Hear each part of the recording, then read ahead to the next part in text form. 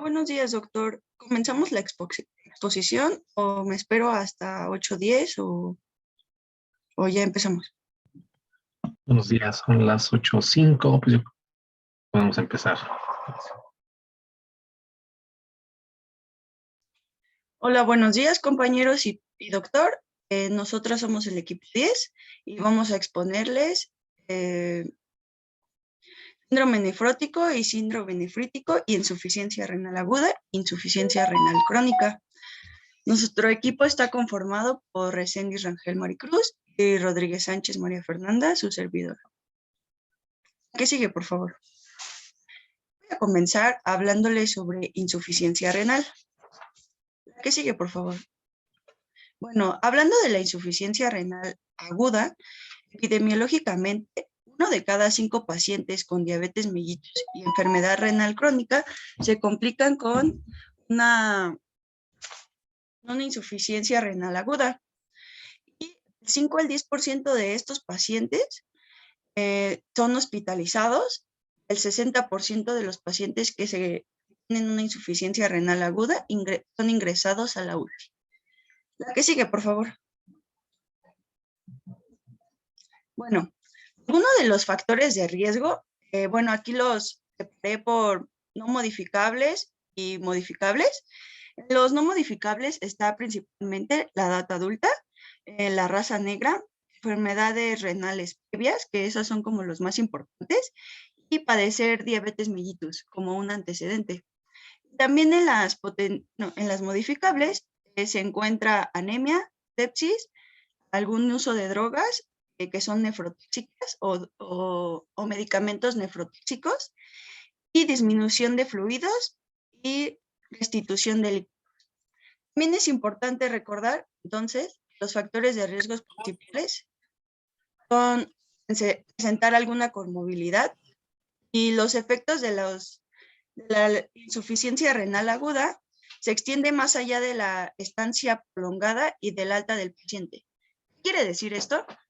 No es como ya esté dado de alta y digamos que ya está curado, sino que esta lesión, esta insuficiencia renal aguda, se extiende más allá del alta. Los pacientes y estos pacientes del alta, igual, si llegan a tener otros factores de riesgo, más adelante también vamos a hablar sobre insuficiencia renal crónica, pero estos pacientes pueden desarrollar a largo plazo enfermedad renal crónica y requerirán terapia de reemplazo renal a largo plazo, en la mayoría de los casos. ¿Qué sigue, por favor? Bueno, y aquí también existen factores de riesgo de exposición y de susceptibilidad. De exposición, pues son los de sepsis, estado crítico, choque circulatorio, quemaduras, traumas, que estos podríamos pensar que son como relacionados más a un accidente. La susceptibilidad sería como una deshidratación, disminución de volumen, edad avanzada, la raza negra, enfermedad renal crónica, como ya se los había mencionado, diabetes, cáncer, algún tipo de anemia. ¿Qué sigue, por favor?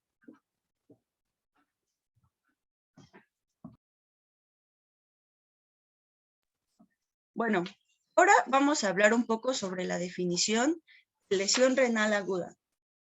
Insuficiencia renal aguda, perdón.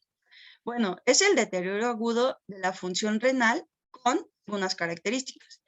Acumulación de productos nitrogenados, disminución del volumen urinario, pérdida de la regulación ácido-base, electrolitos.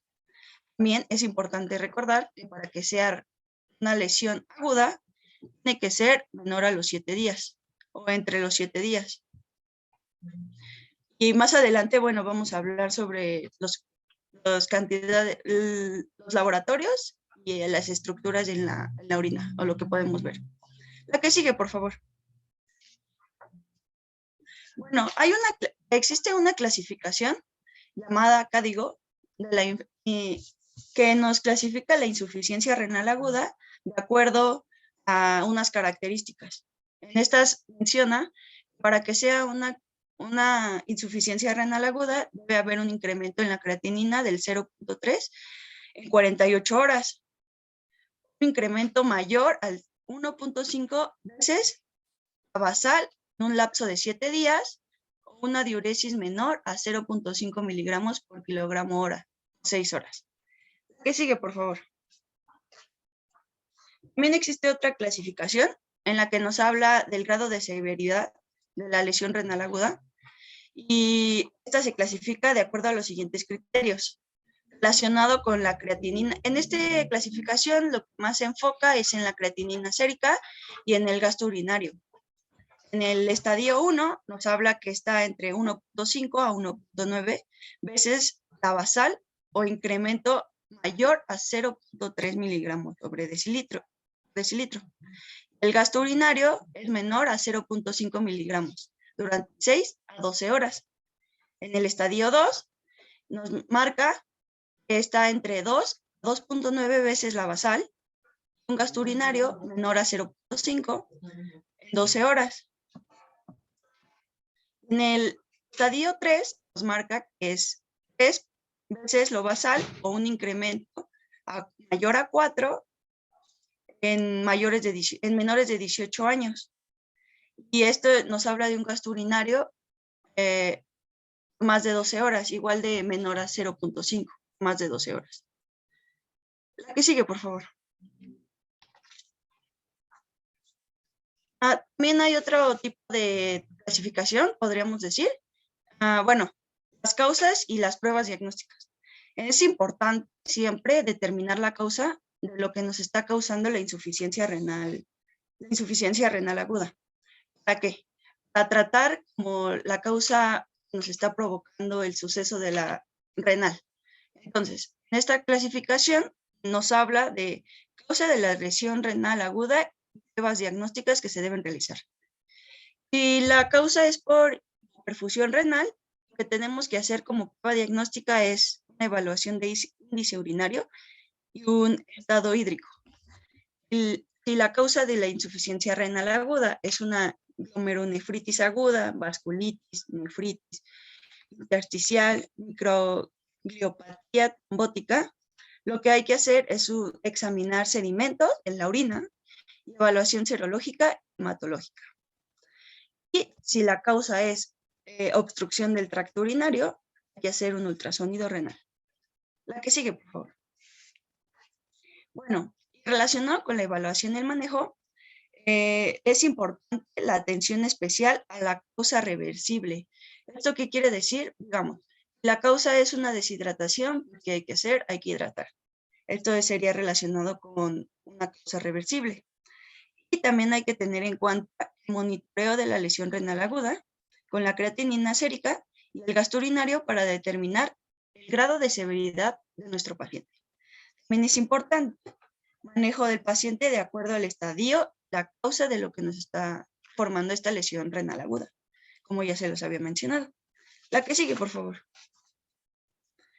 También existe una clasificación dependiendo del sitio anatómico en el que se encuentra el daño. En este caso, se existen 3 tipos: la renal, renal o intersticial y la postrenal.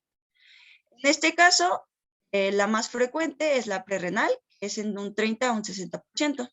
Estas están causadas principalmente por hipovolemia, volumen arterial efectivo bajo.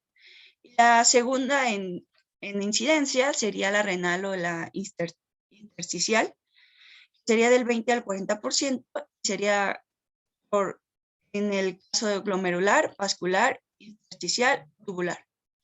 También está renal, que es la más frecuente, esta se encuentra en la intraluminar o extraluminar. ¿Qué sigue, por favor? Bueno, ahora vamos a hablar un poco de la fisiopatología relacionada con la clasificación de en dónde se encuentra el daño.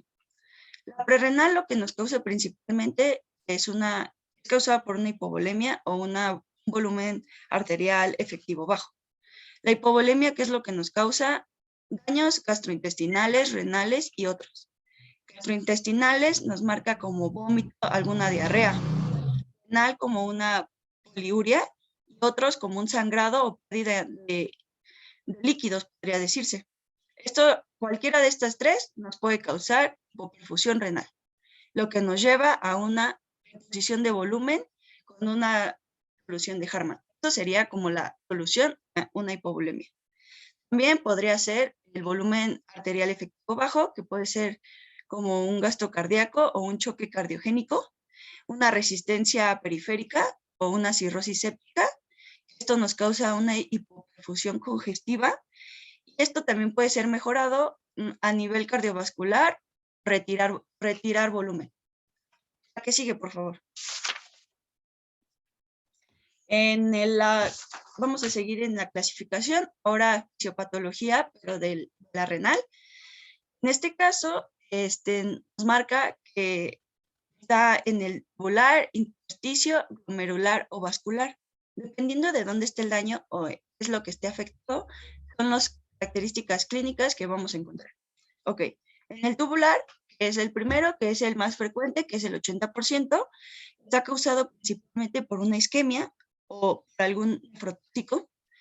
Esto es lo que vamos a ver en sus características. Hipovolemia, sepsis, y raro sería algo cardiorrenal o renal. Las causas igual del tóxico sería mioglobina o bilirrubina, que estas son causas como endógenas de nuestro cuerpo, y exógenos, que serían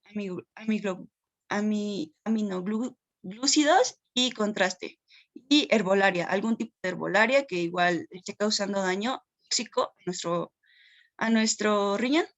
Y en la orina vamos a ver cilindros granulosos y células epiteliales principalmente. Pero si el daño es intersticial, principalmente está causado por algunos medicamentos nefrotóxicos o alguna infección autoinmune o alguna infección. En este caso, en la orina vamos a encontrar cilindros leucocitarios, urea estéril, y eosinófilos, no sirven en este caso, menciona. También existe un daño glomerular, y aquí nos menciona que la principal causa de que haya daño glomerular es una glomerulonefritis, y menciona que sus principales como laboratorios o ayuda diagnóstica es el ultrasonido, y menciona que es normal, pero en la orina nos menciona que hay hematuria y cilindros eritrocitarios. También nos menciona o nos habla sobre la daño vascular, que está principalmente causado por ateroembolismo o una trombosis, y nos menciona que algunos estudios de laboratorio van a estar afectados, principalmente el BUM, la creatinina y la osmolaridad. También nos menciona que en los laboratorios vamos a encontrar hematuria y prurito estéril. La que sigue, por favor. Ahora, relacionado con la fisiología de la lesión renal aguda renal, principalmente nos habla de la intraluminar y extraluminar. En la intraluminar vamos a encontrar litos, algunas inmunoglobulinas o algunos cristales, que es lo que nos está causando el daño. Y la extraluminar podría ser por hiperplasia prostática benigna, linfomas o cáncer cervicouterino. La que sigue, por favor. Y bueno, ¿cuál va a ser nuestro principal cuadro clínico? Relacionado con la fisiopatología, podríamos decir que lo principal que vamos a encontrar son características renales. Sería la uremia tóxica, el desbalance ácido-base y electrolítico. Esto es muy importante porque podríamos decir que nos afecta a otros órganos.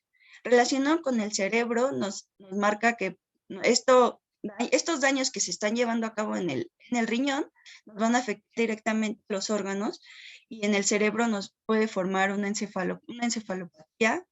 En el corazón principalmente nos forma congestión, una arritmia o algún tipo de isquemia.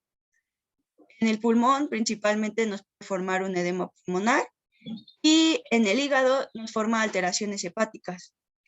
En el intestino nos puede formar acumulación de algunas toxinas, y en el sistema inmunológico nos activa el sistema inmunológico, ya que estamos entrando como en crisis. La que sigue, por favor. Relacionado entonces, con el cuadro clínico, podríamos mencionar que va a haber un volumen urinario bajo o oliguria, un desbalance electrolítico y también un desbalance en el estado ácido-base.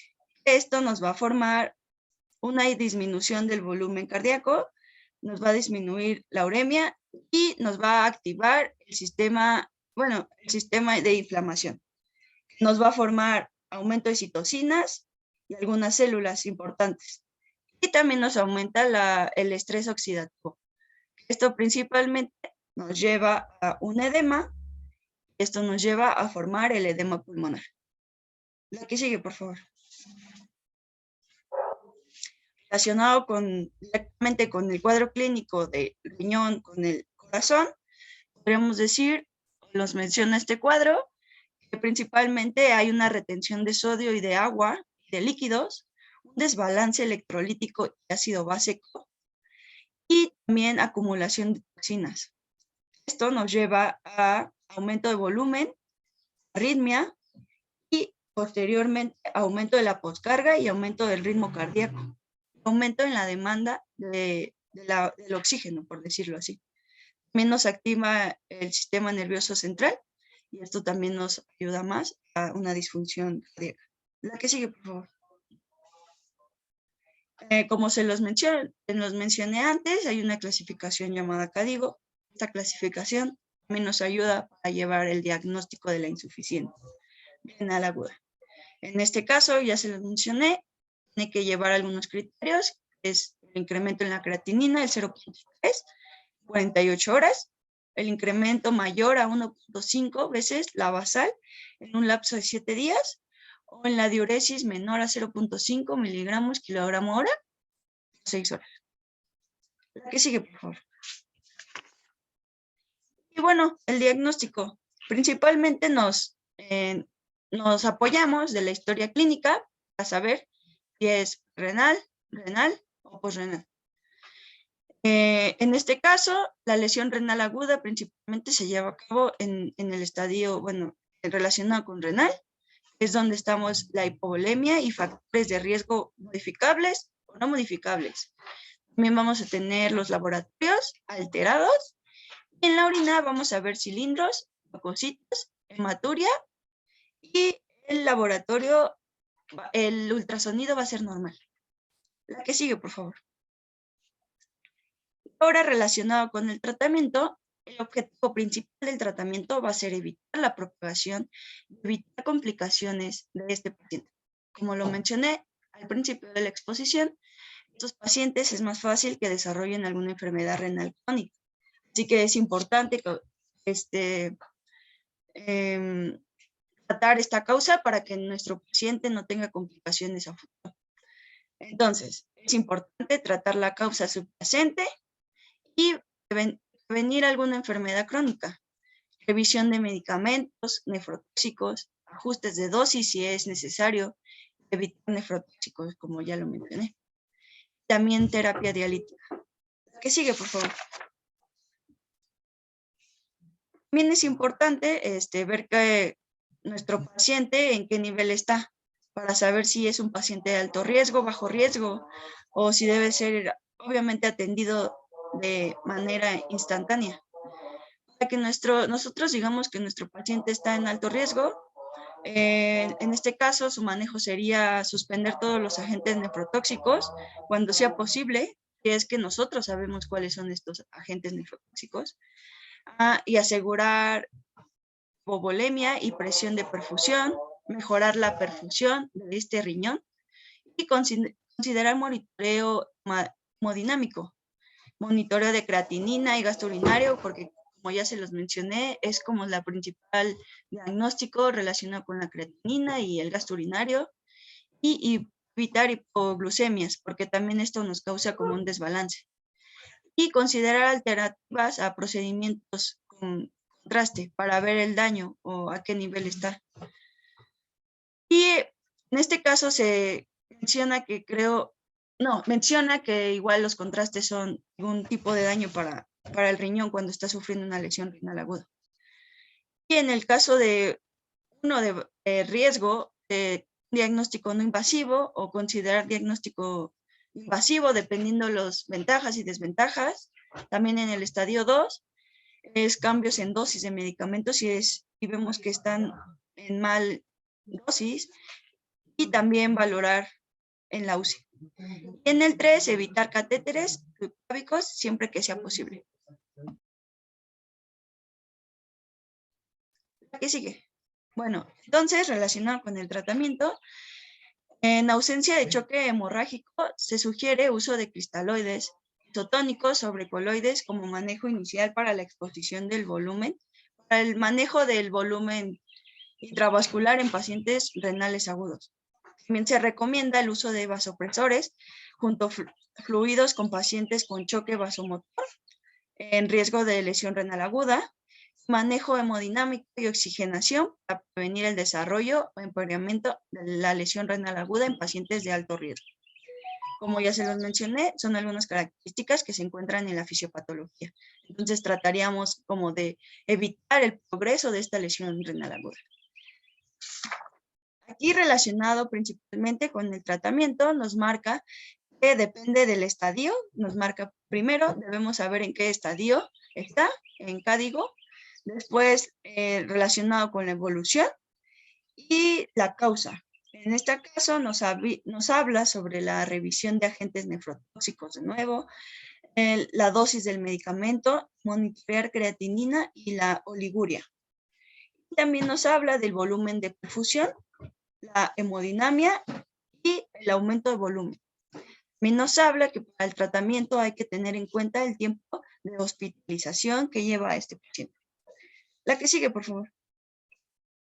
También es importante tener en cuenta que estos pacientes tienen que llevar una dieta específica o calorías totales, ya que también esto nos ayuda a mejorar como la lesión renal aguda. En este caso nos habla sobre las calorías totales. Hay un cuadrito que nos menciona cuántas calorías debe de haber por kilogramo de peso, las proteínas, los lípidos, los carbohidratos, la principal ruta de nutrición. ¿Qué sigue, por favor? Entonces, posterior al egreso de nuestros pacientes, como ya se los había mencionado, estos pacientes, no solo con el hecho de que son dados de altos por insuficiencia renal aguda o que sufrieron una insuficiencia renal aguda, es importante tener una revisión después de 3 meses, al mes, en 3 días. ¿Para qué? ¿Por qué? Se ha dado que entre los pacientes que sufren con una lesión renal aguda, a un año, el 30.8% se hará un nuevo diagnóstico de insuficiencia renal. Es malo, pero pues estos pacientes tienden a evolucionar a crónico. ¿Qué sigue, por favor? Bueno, pues buenos días, compañeros. Ahora yo les voy a explicar el tema de insuficiencia renal crónica. Y bueno, para empezar, primero hay que definirlo. Esto se va a definir como la presencia de daño renal estructural o funcional que persiste durante mínimo de 3 meses. Este daño generalmente se va a caracterizar por una reducción sostenida de la tasa de filtración glomerular estimada o una elevación persistente de la excreción urinaria de proteínas, o se pueden presentar ambas. Y bueno, aquí en cuanto a la epidemiología se dice que tener estadísticas específicas de este padecimiento va a ser muy complicado, ya que en etapas tempranas va a ser asintomático y no se va a diagnosticar. Entonces tenemos como que estadísticas cercanas para la enfermedad renal crónica moderada grave, donde en América Latina tenemos de 2.8 a 15.8 casos por millón de población relacionada con la edad. En cuanto a la raza y genética, se dice que aquí en América del Norte la tasa de enfermedad renal crónica es de 2 a 3 veces mayor en los niños negros que los niños blancos. Y esto se va a deber a que en la población negra está el genotipo de la apolipoproteína 1, que se dice que este va a estar relacionado a presentar un mayor riesgo de enfermedad renal crónico a los que no lo presentan. Entonces, en cuanto al sexo, se dice que los hombres son más propensos de presentar enfermedad renal crónica que las mujeres, ya que estos tienen una mayor incidencia en las anomalías congénitas del riñón y del tracto urinario, como son la uropatía obstructiva, la displasia renal, la hipoplasia renal y el síndrome de Oriente de Ciruela. Y bueno, aquí también les puse como que los porcentajes de la edad. Por ejemplo, los niños menores de 12 meses se puede presentar en el 15%, de 12 a 23 meses el 5.2%, los niños de 2 años a menores de 6 años el 15.7%, de 6 años a menos de 13 años el 32.1%, de 13 años a menores de 18 años 28.3%, y de 18 a 21, que pues ya no entra en pediatría, pero se presenta en el 3.7%.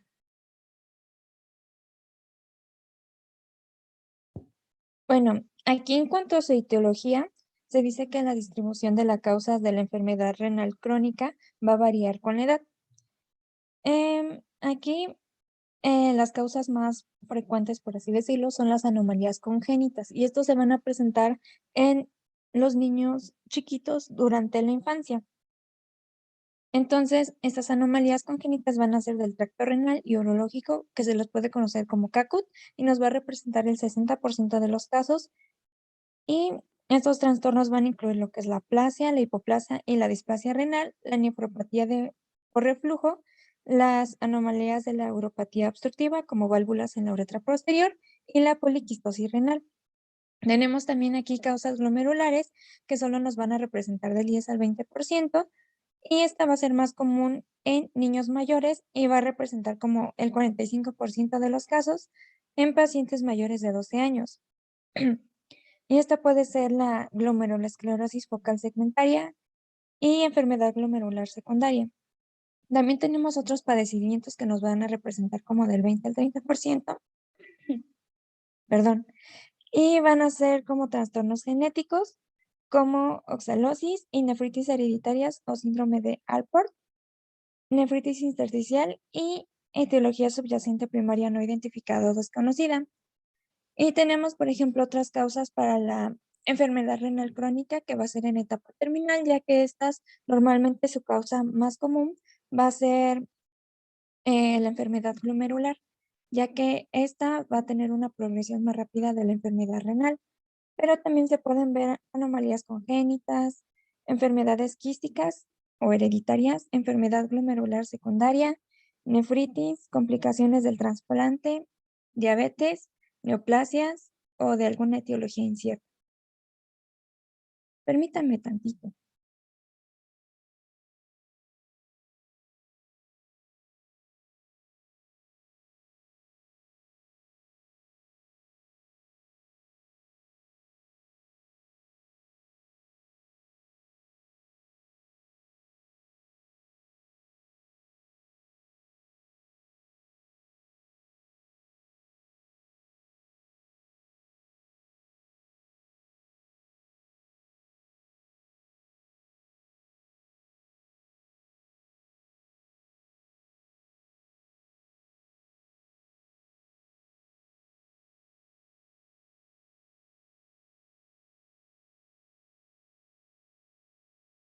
Listo, perdón, una disculpa. Y bueno, aquí tenemos como que una estadificación para la enfermedad renal crónica. Esta nos va a ayudar como guía para una intensidad, para ver la intensidad de la enfermedad, para un monitoreo y manejo, y ver si se puede presentar alguna complicación de acuerdo al estadio o categoría que esté nuestro paciente. Aquí en la estadificación se va a diferenciar un poco de la de los adultos. Si recuerdan, la estadificación de los adultos se basaba en la tasa de filtración glomerular y el grado de albuminuria que presentaban.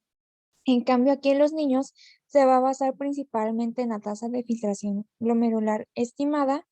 Y bueno, para recordar tantito, la tasa de filtración glomerular va a representar la suma de la tasa de filtración de todas las nefronas en funcionamiento. Y bueno, si existe una reducción de estas nefronas, pues claramente se va a ver una reducción de la tasa de filtración glomerular, ya sea por una enfermedad o una lesión subyacente. Y bueno, aquí esta clasificación, CADIGO, solo va a estar disponible para los pacientes mayores de 2 años. Entonces tenemos las categorías que va G1, G2, G3, se va a dividir en G3A, G3B, G4 y G5, donde la G1 es mayor de 90 y nos va a indicar lo normal. En la G2 de 60 a 89, ligeramente disminuido. Aquí, por ejemplo, en el adulto joven, una que esté en una etapa G2 se va a decir que está como relativamente normal. En la etapa G3 es de 45 a 59 y va a representar una disminución leve o moderada. La G3B de 30 a 44, una disminución de moderada a severa. Una G4 de 15 a 29, una disminución severa, y G5 menos de 15, que representa insuficiencia renal o una etapa terminal, que nos va a definir que es un estado de pérdida permanente de la función renal. Y esta, pues sí, generalmente se ve en el estadio G5 y ya nos va a decir que tal vez el paciente va a requerir diálisis a largo plazo o incluso un trasplante de riñón para que pueda mantener con vida.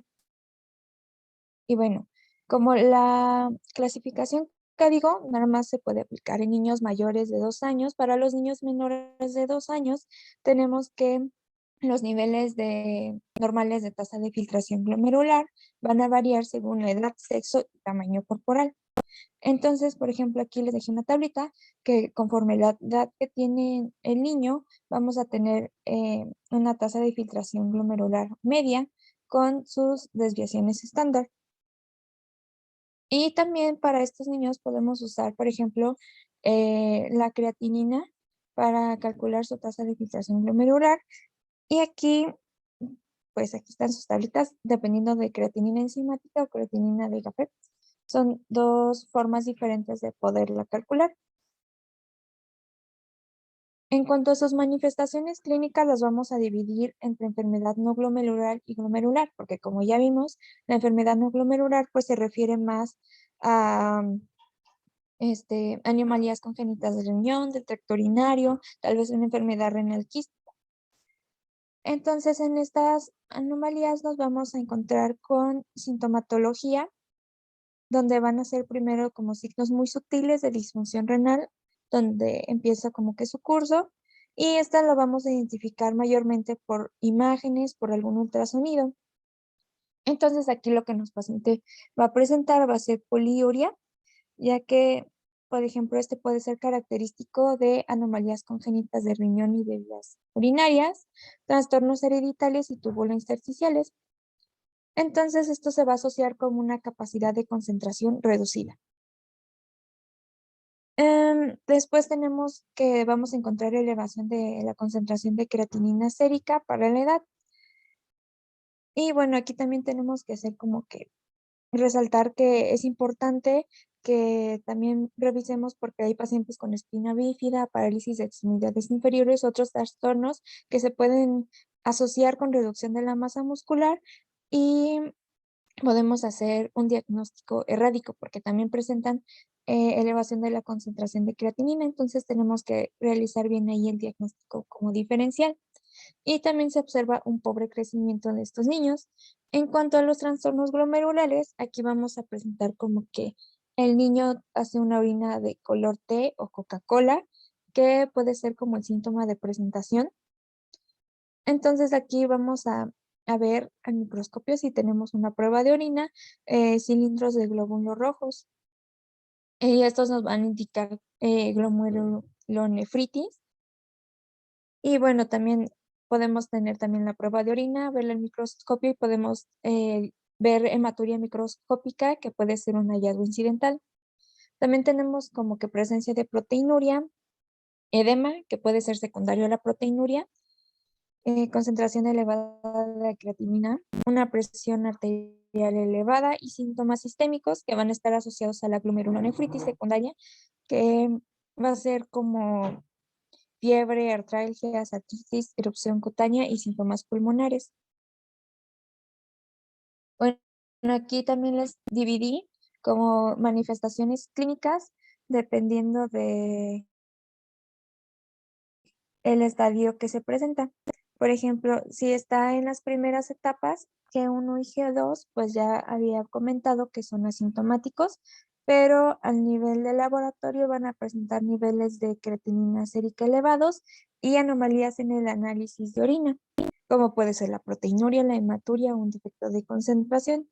En cuanto a las etapas G3A y G3B, se va a observar un crecimiento deficiente, tal vez alguna acidosis, presión arterial elevada y un trastorno mineral óseo. En cuanto a la etapa G4 y G5, pues ya vemos como es una enfermedad renal crónica grave o insuficiencia renal.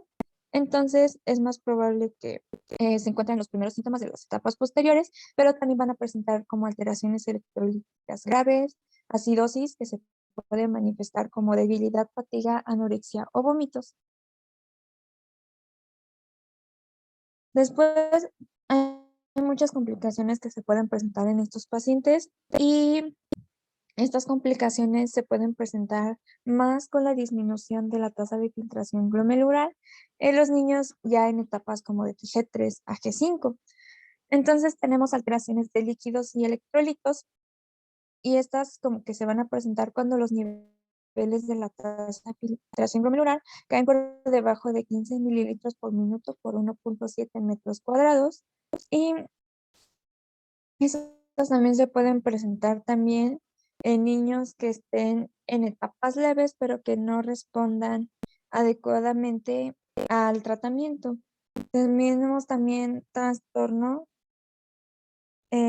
mineral óseo, que esto va a abarcar pues prácticamente anomalías en el metabolismo mineral de la estructura ósea y calcificaciones extraesqueléticas que se van a encontrar en ya etapas más progresivas. Tenemos también lo que es anemia por la disminución de la producción de eritropoyetina renal y esta normalmente pues se va a desarrollar cuando la tasa de filtración glomerular es menor de 40 mililitros por minuto y bueno, si esta no se va a tratar, se va a asociar con fatiga, debilidad, disminución de la tensión, aumento de la somnolencia, poca tolerancia con ejercicio y normalmente esta se va a tratar con hierro y estimulantes de la eritropoyesis. Tenemos también presencia de hipertensión. Esta puede estar presente en las primeras etapas de la enfermedad renal crónica. Y bueno, pero la prevalencia va a aumentar más en etapas posteriores de la enfermedad renal crónica. Tenemos también dislipidemia, esto por un metabolismo normal de lípidos, que es muy común en los pacientes con enfermedad renal crónica. Y bueno, también tenemos anomalías endocrinas, donde va a haber una mala función de la hormona del crecimiento y esto nos va a llevar al deterioro del crecimiento que ya les había mencionado antes, tal vez niveles bajos de T4 y T3 total y libre, un nivel anormal de TSH y vamos a tener un nivel normal o reducido de la TRH. También tenemos un deterioro en el crecimiento, como ya lo había mencionado, pero ese deterioro, aparte de la anomalía de la hormona del crecimiento, puede ser también multifactorial, ya sea por la presencia de la acidosis metabólica, disminución de la ingesta calórica, por el trastorno mineral óseo, alguna alteración del eje de la hormona del crecimiento, como ya lo había mencionado, o del factor de crecimiento similar a la insulina. Y vamos a tener también disminución del aclaramiento de sustancias excretada por los riñones o como se conoce como uremia. Y esto se va a presentar en niños con enfermedad renal crónica leve a moderada y va a incluir la presencia de anorexia, náusea, vómito, retraso del crecimiento, uropatía periférica y anomalías del sistema nervioso central, como la pérdida de la concentración, algún letargo, conmociones, coma, incluso puede llevar a la muerte. En cuanto a su diagnóstico, según acá digo, se debe de ser por cumplimiento de uno de los criterios que están aquí, como la filtración glomerular menor de 60 mililitros por minuto, por más de 3 meses, con implicaciones para la salud, independiente de la presencia de otros marcadores de la enfermedad renal crónica, o por la filtración glomerular mayor de 60, pero que se va a acompañar con evidencia de algún daño estructural o alguna anomalía renal funcional que se puede presentar como proteinuria o alguna anomalía patológica que se encuentre en el paciente. En cuanto al examen, aquí es importante medir los parámetros del crecimiento del niño, ya que si vemos alguna alteración de que está más pequeño en su peso o talla, pues es un indicativo de que está alterado el crecimiento. Medir la presión arterial por la presencia de hipertensión que puede tener el niño, cualquier signo de hipovolemia por si hay presencia o ausencia de edema, algún estertor, agrandamiento o sensibilidad hepática o un galope cardíaco. La auscultación cardíaca para detectar un roce pericárdico, ya que puede presentar pericarditis o una disminución de los ruidos cardíacos secundarios a un derrame pericárdico. La palidez, por si se presenta anemia. Y el examen de extremidades, como ya mencioné antes, se puede buscar la presencia de edema. Y en los lactantes, por ejemplo, podemos incluir deformidades de los antebrazos y arqueamiento posterior de la tibia distal. En los niños pequeños, pues se puede, que han comenzado a caminar, se puede ver como que una exageración del arqueamiento fisiológico normal de las piernas, que se conoce como genu varum. Y en los niños mayores se pueden presentar deformaciones en valgo de piernas o alguna deformidad como el valgo de piernas. En cuanto a imágenes, se puede utilizar el ultrasonido. Este nos va a ayudar a evaluar las dimensiones y la estructura del riñón y nos puede ayudar el diagnóstico de una causa subyacente, ya sea una enfermedad renal clística o alguna hipoplasia congénita que tengan del riñón. Y bueno, aquí vamos a comparar la longitud media de cada riñón con los valores que, por ejemplo, aquí en la grafiquita también tenemos percentiles para ver el tamaño del riñón. Lo graficamos y vemos si está mayor o está normal o está más pequeño el riñón del niño y ya podemos ver si tenemos allí alguna patología o la identificación de un riñón solitario congénito. En cuanto a laboratorios, pues nos van a servir la creatinina sérica y la filtración glomerular, ya que estos nos van a ayudar a calcular la tasa de filtración glomerular, como ya lo había mencionado antes, el análisis de orina para detectar anomalías e identificar la causa subyacente de la enfermedad renal crónica, alguna proteinuria, ya que este nos va a ser indicador de enfermedad glomerular o túbulo intersticial, y pues también va a ser un biomarcador fuertemente asociado a la enfermedad renal crónica. Y la biopsia de riñón solo se va a hacer como en pacientes con causas glomerulares, que normalmente pueden estar en etapa ya G5, y algunas complicaciones para detectar complicaciones en electrolitos, como acidosis metabólica, hiperpotasemia, hipopotasemia, hiperfosfatemia e hipocalcemia. Algún hemograma completo para poder detectar la anemia y enfermedades sistémicas, nivel sérico de calcio, fósforo, 25 hidroxivitamina D y hormona paratiroidea para alguna alteración en el metabolismo óseo y mineral, y el perfil lipídico, porque para detectar dislipidemia, donde tenemos que pedir colesterol total, LDL, HDL y algún triglicéridos. En cuanto a su manejo, pues la referencia es de que niños con enfermedad renal crónica y establecida se debe de referir al nefrólogo pediatra para que él pueda tratarlo. En cuanto al manejo por estadios, en el estadio 1 y 2, tenemos que evitar todo medicamento nefrotóxico, alguna infección recurrente, evitar deshidratación, el tabaquismo y tener siempre un control de la presión arterial. En cuanto a los estadios G3A y G3B, eh, pues aquí ya se pueden como que empezar a ver complicaciones asociadas con la enfermedad renal crónica, como ya vimos, trastornos en los electrolitos, alguna anemia, hipertensión, dislipidemia. Entonces, en estos pacientes prácticamente se va a centrar en la prevención y tratamiento de estas complicaciones que se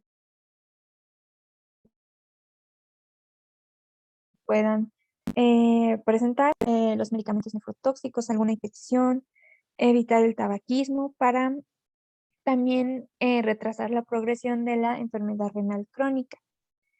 En cuanto a las etapas G4 y G5, que ya son como etapas terminales, también es igual como que prevenir las complicaciones que se puedan presentar Y aquí también ya tenemos que empezar a preparar al paciente con terapia para el reemplazo renal. Y esta va a comenzar normalmente en el estadio 4, cuando la tasa de filtración glomerular va a caer por debajo de 30 mililitros por minuto. Es importante que en todos los pacientes con enfermedad renal crónica monitoremos el crecimiento con peso y talla, y en los niños que son menores de 3 años, siempre tener mm, el perímetro de la cabeza para valorar su crecimiento, valorar su estado nutricional, neurodesarrollo, la función renal, detectar alguna complicación, inmunización. En cuanto a su nutrición, pues el apetito y la ingesta nutricional van a disminuir con la progresión de enfermedad renal crónica. Entonces, pues es muy común ver desnutrición en estos niños por la falta de apetito, la disminución de la absorción intestinal de nutrientes y la acidosis metabólica. Entonces, es importante que se pueda considerar como la suplementación adicional cuando la ingesta inicial no cumple con el requerimiento de energía estimado que tienen los niños y no cumple con un aumento de peso y crecimiento correctos. Entonces tenemos que la proteína tiene que ser como de entre el 100 y 140% de la ingesta dietética de referencia, ya que hay estudios que dicen que no se recomienda, porque todavía no está probado, que la restricción de proteínas como que atrase o evite la progresión de la enfermedad renal crónica, o que muchas ingestas de estas la pueda agravar.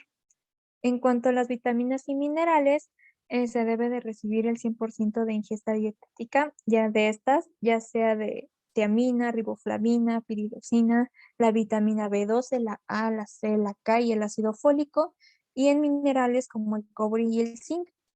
Aquí la presión arterial, pues la vamos a estar monitoreando con MAPA, monitorización ambulatoria de la presión arterial, donde tenemos que tener una meta. Por ejemplo, los niños menores de 13 años deben de estar abajo del percentil 90 de su presión arterial, y en los niños mayores de 13 años la presión arterial debe estar menos de 120/80. En cuanto a las vacunas, pues todas las vacunas se deben de administrar en estos niños, ya que pues no les afecta en algo, a menos de que sean vacunas atenuadas. No deben de administrarse en los niños inmunodeprimidos, por ejemplo, en niños que tienen aparte síndrome nefrótico o aquellos que reciben terapia inmunosupresora después de un trasplante de riñón. Fuera de ahí, cualquier niño con enfermedad renal crónica puede aplicarse las vacunas. Por ejemplo, la vacuna antineumocócica debe administrarse en todos los niños con síndrome nefrótico y con enfermedad renal crónica, igual con la vacuna de hepatitis B, a todos los niños con enfermedad renal crónica o sometidos a diálisis. La vacuna del VPH también se debe de administrar. La vacuna contra la varicela también debe administrarse en todos los niños, exceptuando al igual a los que ya había mencionado, que tienen inmunodepresión severa por su terapia inmunosupresora después de un trasplante renal, y también la de tuberculosis, pues en todos los países endémicos se debe de realizar su vacunación. Y bueno, aquí pues nada más era para que las formulitas para calcular el requerimiento energético estimado de cada niño, porque como sabemos, pues los niños normalmente pueden consumir más desde chiquitos y ya menos se va a disminuir cuando son más grandes, y sería todo.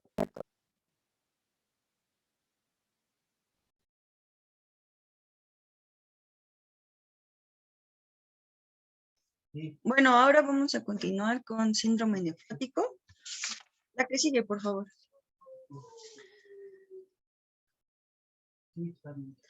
La que sigue, por favor.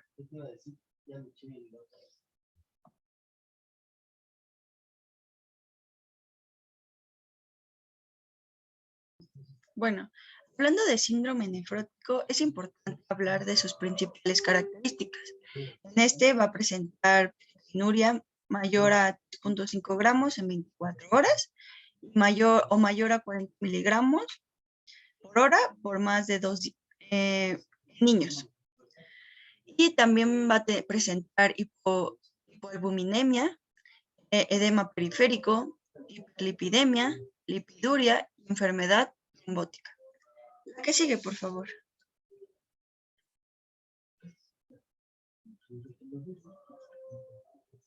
Bueno, la etiología principalmente se divide en enfermedades que pueden estar relacionadas con niños y con adultos.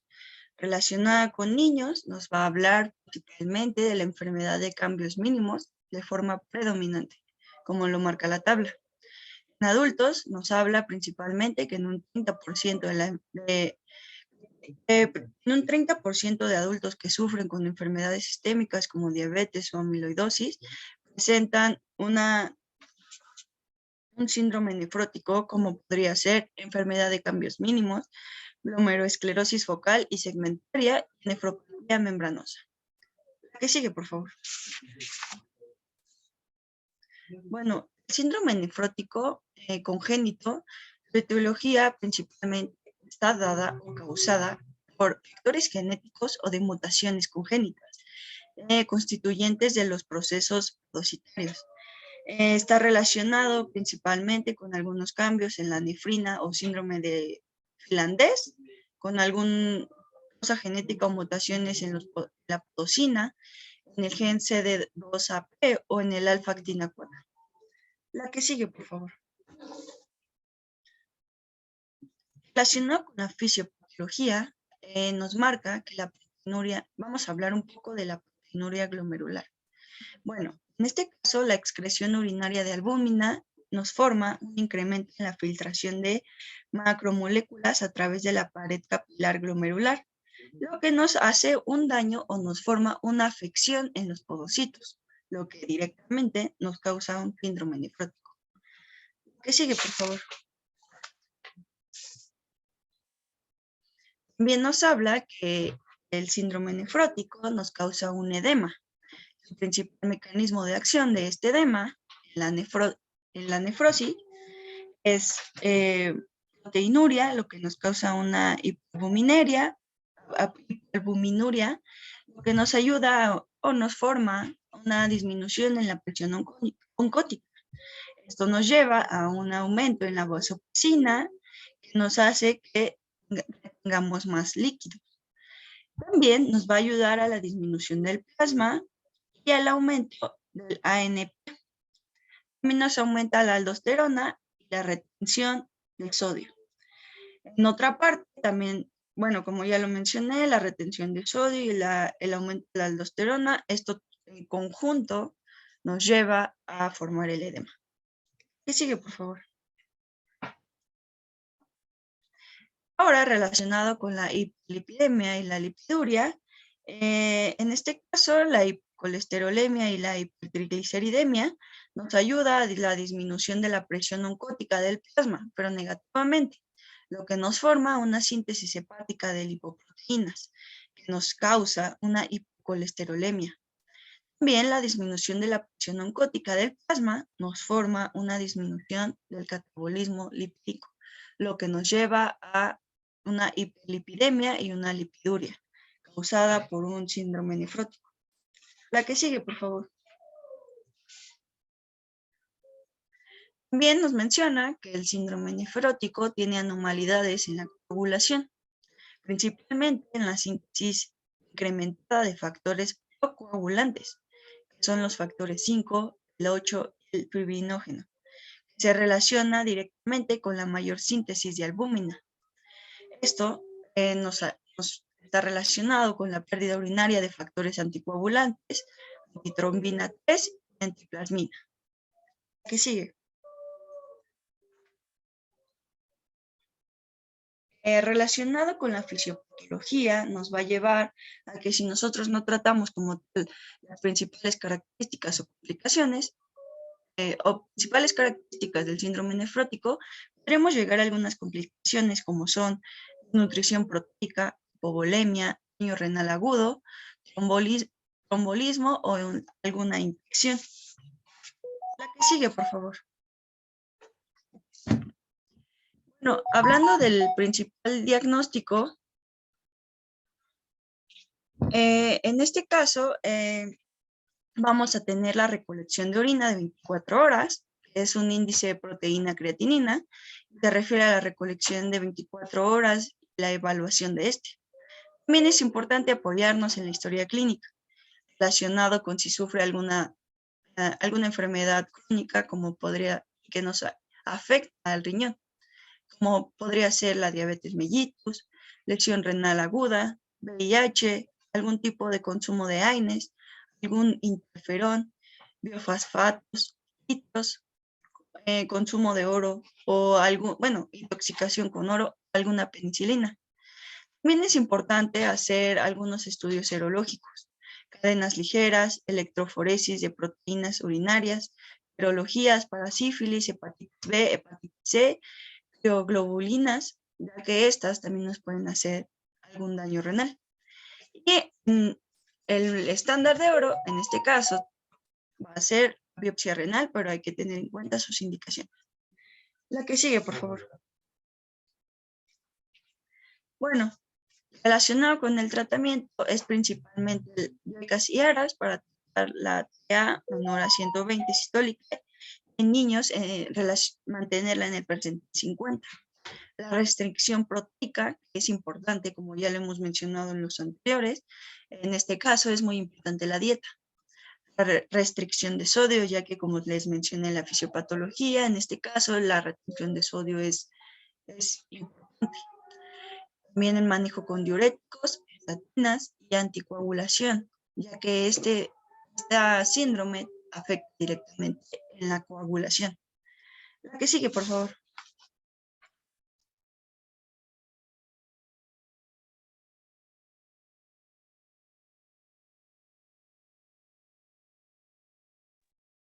La que sigue, por favor. Y bueno, ya para acabar con nuestra exposición, vamos a hablar del síndrome nefrítico. Este síndrome nefrítico se va a caracterizar por la presencia de hematuria glomerular, proteinuria, pero por debajo del rango nefrótico, oliguria, edema, hipertensión y disminución de la tasa de filtración glomerular. Esto se va a dar porque es un resultado de un proceso inflamatorio agudo glomerular y este puede ser de etiología múltiple. La infección va a ser un desencadenante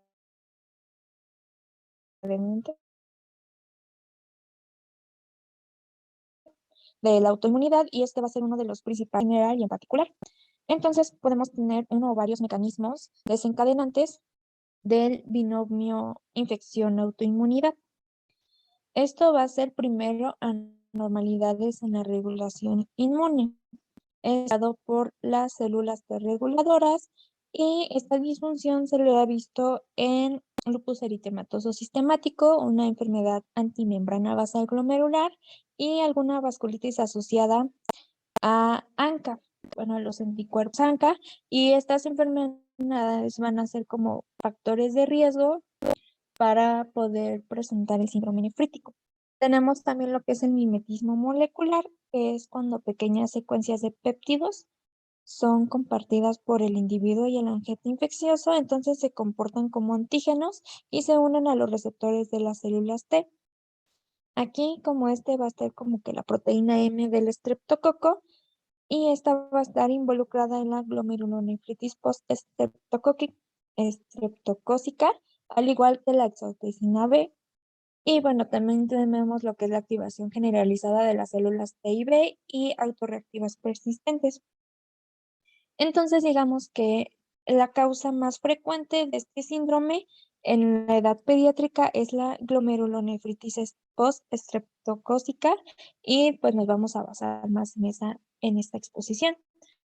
En cuanto a epidemiología, se dice que hay una disminución en la incidencia de esta glomerulonefritis, ya que existe como que más acceso al medicamento y atención médica, pero todavía hay como que una incidencia estimada de 9.3 a 9 casos por 100,000 individuos al año. Estas se van a caracterizar por la presencia de alguna infección de vías urinarias o una infección dermatológica. Entonces aquí tenemos como riesgo de nefritis, en la amigdalitis es como del 5% y del pioderma del 25%. Entonces las infecciones de vías respiratorias del tracto superior se van a asociar más a la glomerulonefritis postestreptocócica. Y para, pues, dato es que las infecciones de tracto superior aumentan su frecuencia en otoño y en invierno y con más frecuencias como que hacia los polos, en las zonas que están más por los polos. Y las infecciones cutáneas pues tienen su incidencia máxima en primavera-verano con zonas que son más hacia el Ecuador. En cuanto a su etiología, pues tenemos que el Streptococcus beta hemolítico del grupo A tiene cepas como que son nefritogénicas que van a estar asociadas a la proteína M, que esta es la que nos va a ayudar como que al desarrollo de la lesión renal. Entonces, en infecciones de vías respiratorias, digamos que los tipos de esta cepa nefritogénica es el 1, el 2, el 4 y el 4, el 2 y el 49. En cuanto a las infecciones de piel, los tipos que tenemos en el 47, el 49, el 55, 57, 60, pero también se dice que se han reportado casos de Streptococcus epidémicos para la nefritis. En cuanto a su fisiopatología, van a estar muchos mecanismos involucrados para que se pueda llegar a esta lesión renal. El primero es el mimetismo celular, ya que va a haber una reacción cruzada de productos del estreptococo con la laminina, la colagena y la mioglobulina. Tenemos reactividad anti-IG, antimonoglobulina, que esto nos va a dar la neuraminidasa del estreptococo, donde va a haber receptores de unión de inmunoglobulina del estreptococo. Tenemos una actividad relacionada al estreptococo con la proteína de unión a plasmina glomerular. También tenemos los antígenos nefritogénicos del estreptococo, que es la proteína M, que ya les había mencionado antes. Y bueno, esta proteína M va a tener epítopos que van a reaccionar de forma cruzada con los antígenos glomerulares. También tenemos lo que es la exotoxina B estreptocócica, la enzima glucolítica. Estos van a compartir como homología con el receptor de plasmina y esto va a estar asociado a la nefritis. El GAPDH, que se va a localizar en las áreas glomerulares con actividad similar a la plasmina. Y pues bueno, la unión incrementada con plasmina va a promover una inflamación reactiva local y esto nos va a facilitar la penetración de complejos antígeno-anticuerpo. El SPB, va a ser secuestrado y depositado en el glomérulo. Nos va a activar la vía alterna de complemento por la vía de las lectinas. Esto nos va a provocar una respuesta mediada por anticuerpos con formación de complejos antígeno-anticuerpo. Nos va a generar citocinas inflamatorias que nos van a intervenir en la proliferación mensajial y en la infiltración de neutrófilos. Y esto nos va a llevar finalmente a una activación de complemento y de la coagulación. Entonces, pues prácticamente esta composición de estos complejos va a favorecer la penetración de la barrera aniónica de la membrana basal glomerular. En cuanto a sus manifestaciones clínicas, es importante interrogar al paciente si ha presentado alguna infección previa de la piel, aproximadamente de 3 a 5 semanas antes, y de las vías respiratorias altas, ya como de 1 a 2 semanas antes. Y bueno, si se presenta, se puede detectar hematuria microscópica como un estado subclínico de esta nefritis. Los síntomas como tal de la nefritis ya había mencionado que se caracteriza por hematuria y el cambio de la coloración de la orina, digamos que va a ser como el motivo de la atención inicial que va a pedir nuestro paciente. La orina se va a referir como un color café oscuro o ocre. Entonces nosotros al observar el microscopio, digamos que se va a buscar eritrocitos dismórficos y cilindros hemáticos. Y esto nos va a establecer que es de un origen glomerular, ya que pues el paso de los eritrocitos por la red tubular se van a exponer a los cambios glomerulares, a los cambios osmolares microtubulares a nivel de la Sadenquelle, y esto nos va a alisar los eritrocitos, por lo cual nos van a hacer dismórficos. Y pues la unión celular mediada por la proteína TAM-Horsfall tubular nos va a hacer la formación de los cilindros. También va a haber presencia de edema y este va a ser generado por el cierre de la luz capilar glomerular, una disminución del ultrafiltrado, oliguria, un aumento del volumen circulante y una activación transitoria del sistema renal angiotensina aldosterona, que nos va a aumentar lo que es la reabsorción hidrosalina. Y este edema normalmente lo vamos a ver en lo que es los párpados y los miembros inferiores.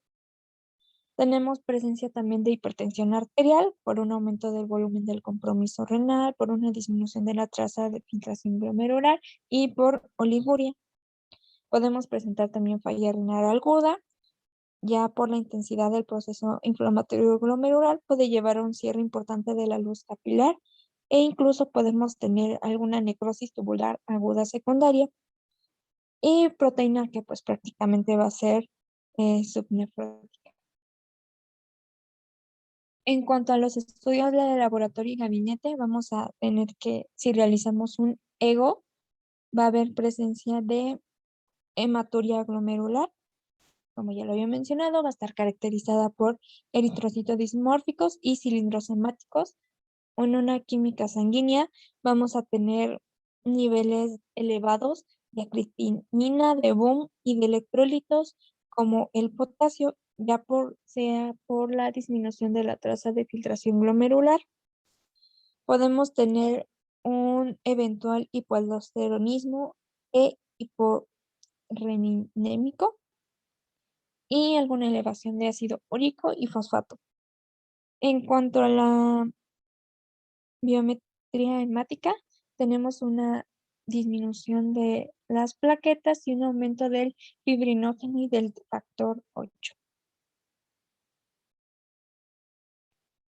Y aquí en los del laboratorio y gabinete también me falta mencionar que para la etiología se necesita una determinación de antiestreptolicinas, un test de estreptocinasa y si hacemos perfil inmunológico, normalmente va a estar predominante el C3 y una actividad hemolítica de complejos va a estar baja.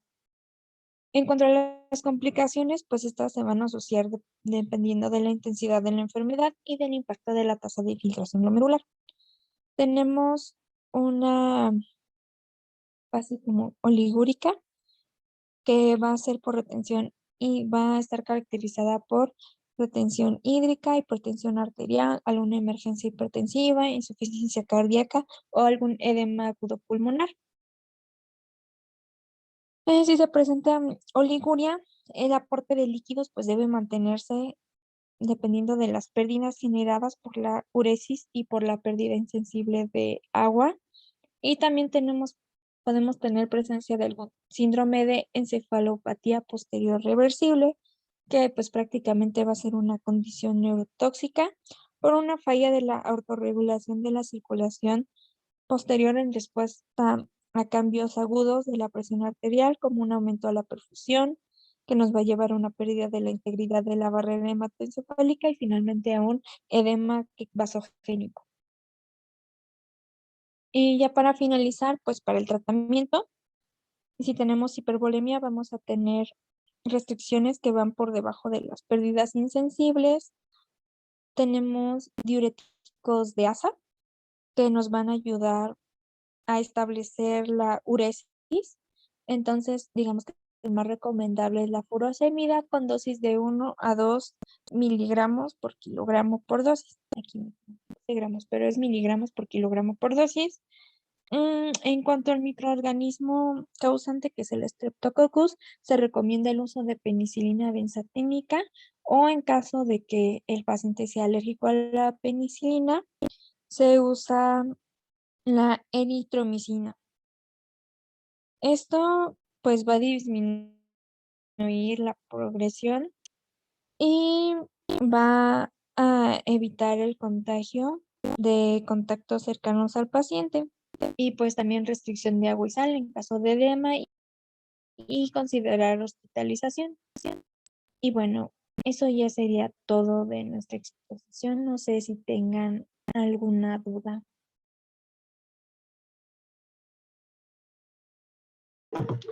¿Alguna pregunta, dudas, comentarios?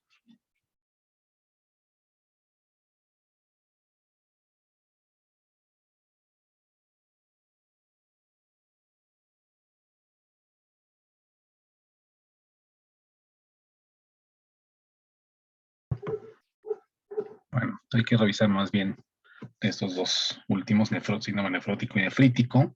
Léanlos bien, revísenlos bien, porque hay diferencias importantes a la fisiopatología, a la etiología y al tratamiento, ¿no? Y a veces confundimos nefrótico con nefrítico. Es muy fácil confundirse una sola letrita, pero confunde mucho. Entonces es importante revisar esa información bien. Entonces, si no hay otras preguntas, otros comentarios, en un momentito ahorita les mando en el chat la relación de clases de la próxima semana. El lunes tienen clase con el doctor Ochoa y el miércoles también. Los otros dos temas de martes y jueves ahorita se los voy a enviar. Y el próximo viernes tenemos el segundo examen parcial. Vamos a repasar lo que hemos visto.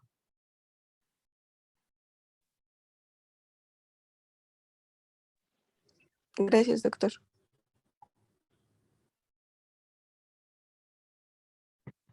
Entonces, bueno, si no quedan dudas o comentarios, nos veríamos nosotros acá el martes a las 8 y pues bueno, con el doctor Ochoa a ver las clases de lunes y miércoles. Claro, doctor, muchas gracias. Bueno, entonces nos veríamos el martes a las 8. Bueno, nos escucharíamos el martes a las 8. Y ya ahorita les estoy enviando en el chat la imagen de la relación de clase, ya debe estar llegando.